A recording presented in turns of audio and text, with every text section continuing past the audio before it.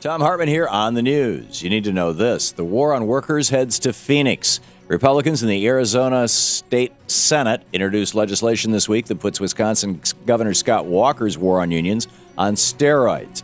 The bills would ban collective bargaining for all public employee unions, forbid public employees from deducting part of their paychecks to go to union dues, and unlike in Wisconsin, the bills also target police and firefighter unions.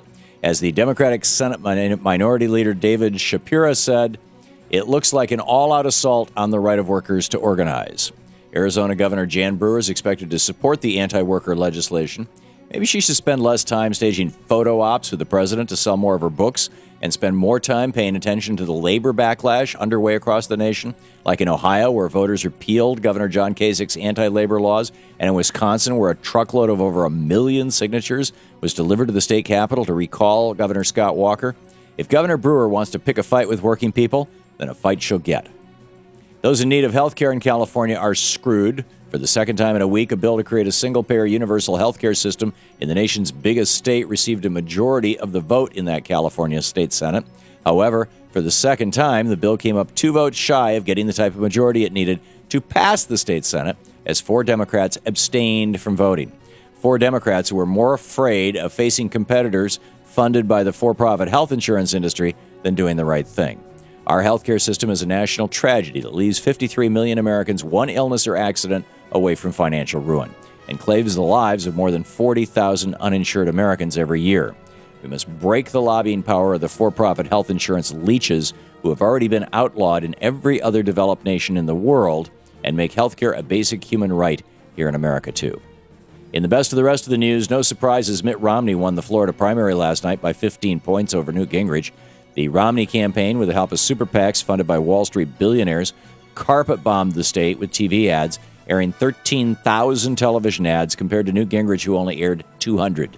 But if Romney thought the race would be over soon, he thought wrong. Last night, Gingrich gave a speech to supporters in front of a sign reading 46 states to go. And thanks to the Supreme Court's Citizens United decision, Newt can keep running until the end of the primary race, as long as he has casino millionaires cutting him checks. Meanwhile, in a victory interview with CNN last night, Romney admitted that he's, quote, not very concerned about the very poor, end quote, in America because they have, quote, a safety net there, end quote. Of course, it's the safety net that Romney and Republicans in Congress are trying to get rid of. Currently, almost half the nation is in poverty or low income, meaning the Republican frontrunner for president just admitted he's not concerned all that much with half of all Americans. The housing crisis in America is now in its 6th year, with 9 million homes already foreclosed on and another 4 million on the verge of foreclosure. The Republicans in Congress would rather help too-big-to-fail banks than struggling homeowners. President Obama is expected to unveil a proposal that will allow homeowners to refinance their mortgages at a lower rate. The nation's biggest banks will share the cost of refinancing with a tax on any bank that has over $50 billion in assets. Most of those mega banks were responsible for the housing crash in the first place. But the Wall Street Journal is reporting that Republicans in Congress say any plan to tax too-big-to-fail banks is dead on arrival. The ironic thing is, the 10 congressional districts that would benefit the most from this refinancing plan are all represented by Republicans. There's something cancerous in our form of government when lawmakers are turning their backs on their own constituents to help out banksters on Wall Street.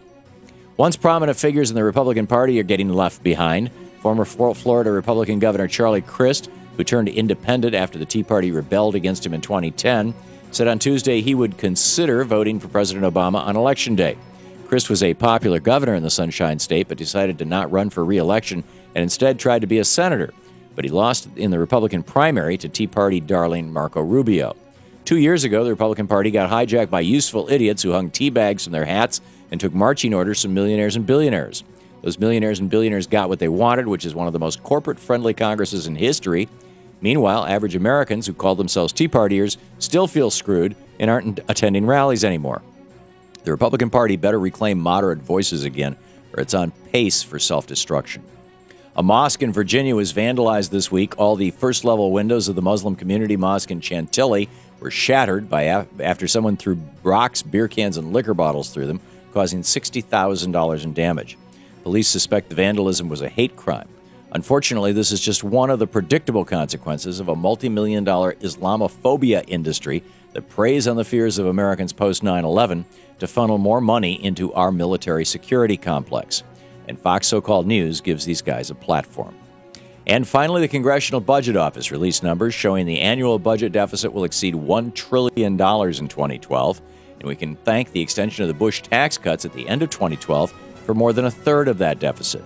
If we really want to do something about the deficit, then it's time we roll back the Reagan tax cuts and also end the capital gains loophole so that people like Mitt Romney and Paris Hilton will have to start paying their fair share of taxes. And that's the way it is today, Wednesday, February 1st, 2012.